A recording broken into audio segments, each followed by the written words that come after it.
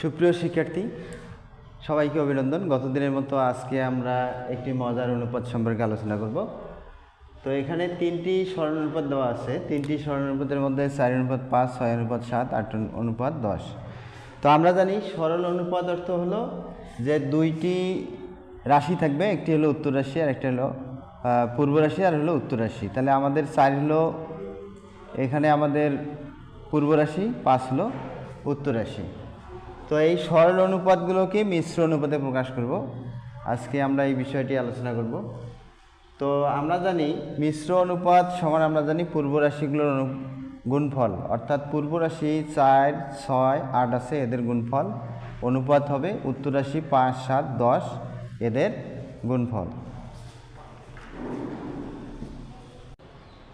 তো এখন আমরা যেহেতু লেখা আছে এখানে পূর্ব রাশিগুলোর গুণফল, পূর্ব রাশি 4, 6, 8, তাহলে 4 × 6 × 8, এরপর অনুপাত দেওয়া হলো। এরপর আছে যে উত্তর রাশিগুলোর গুণফল, উত্তর রাশি আমাদের 5, 7, 10, তাহলে 5 × 7 × 10।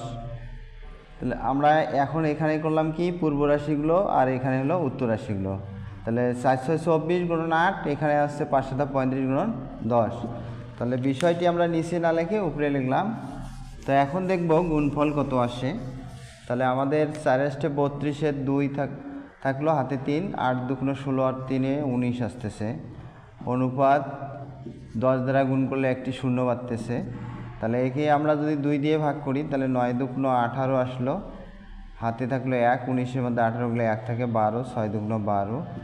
এরপর এখানে 2 দ্বারা ভাগ করলে কত আসতেছে, 2 × 1 = 2, 15 হইল, 7 × 2 = 14, আবার 1, 5 × 2 = 10।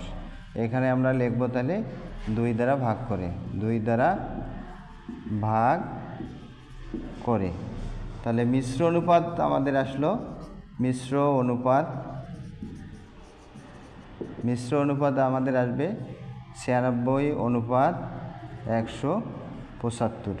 আশা করি বিষয়টি সবাই বুঝতে পেরেছো। এরপরে কথা হবে অন্য কোনো ভিডিও নিয়ে। শেষ পর্যন্ত দেখার জন্য সবাইকে